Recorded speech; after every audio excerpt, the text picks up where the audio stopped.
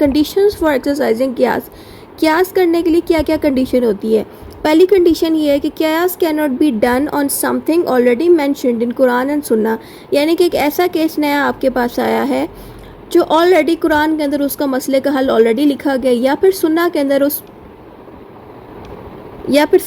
उस मसले का हल कम्प्लीटली लिखा गया है। तो ऑलरेडी अगर उसका सोल्यूशन मौजूद है तो ऐसी जगह पे आप कियास नहीं कर सकते, यानी कि ऐसी सिचुएशन पे आप पास्ट के जजमेंट्स को यूज़ नहीं कर सकते। Next point is it must be based on the Quran and सुन्ना एज द मेन सोर्स। यहाँ पे कह रहे हैं कि कियास करते वक्त जिस केस के साथ आप नए केस को रिलेट कर रहे हो, हमें बस ये गौर करना है कि जो केस है पुराना वाला, क्या वो कुरान और सुन्ना से बनाया गया था कि नहीं। अगर वो केस कुरान और सुन्ना से नहीं बनाया गया तो हमें चाहिए कि उस केस को ना यूज़ करें।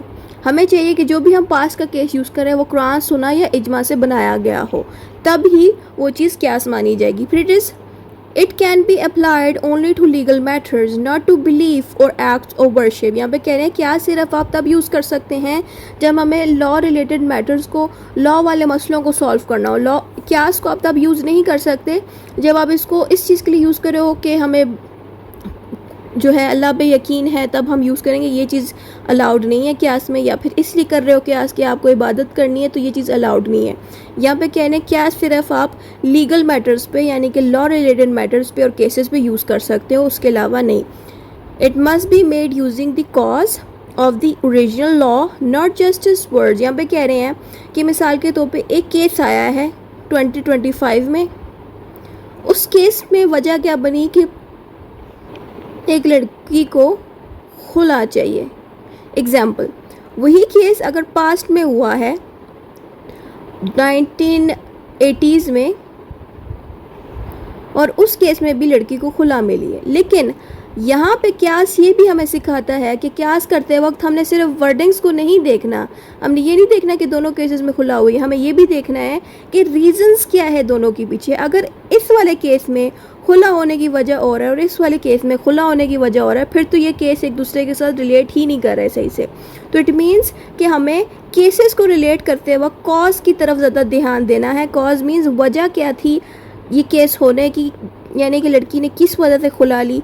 वही चीज़ यहाँ पे अगर देखी जाए तो यहाँ पे लड़की अपनी मर्ज़ी से खुला ले रही है, उसको कोई मजबूरी नहीं। और पहले वाले केस को देखा जाए जो न्यू है, उसमें लड़की खुला ले रही है क्योंकि उससे कोई करवा रहा है। तो बहुत फ़र्क है पहले वाले केस में और इसमें, क्योंकि पहले ओरिजिनल केस में खुद नहीं कर रही, उससे करवाया जा रहा है, और जो पास्ट में हुआ केस था उसमें लड़की ने खुद लिया।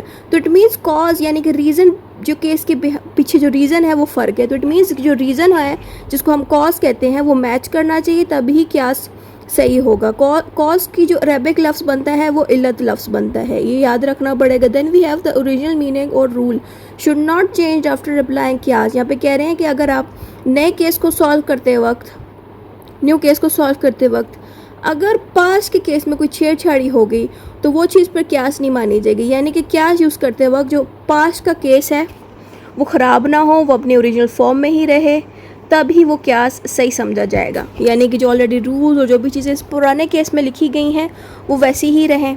और अगर आप उसको नए केस में भी अप्लाई करते हो तो नए केस में अप्लाई करते वक्त भी पास्ट वाले वर्डिंग्स को चेंज नहीं कर सकते। यानी कि जो स्टेटमेंट्स और जो वर्डिंग्स यहाँ दी गई हैं वो नए पे अप्लाई करते वक्त कम्प्लीटली आप चेंज नहीं कर सकते। इवन आप प्रेसिडेंट्स जो पढ़ते हैं उसमें भी यही होता है कि जो पास्ट में हुआ होता है हम उसको नए वाले केस में जब अप्लाई कराते हैं तो पास्ट वाले केस की वर्डिंग्स हम चेंज नहीं कर सकते। Same for कियास।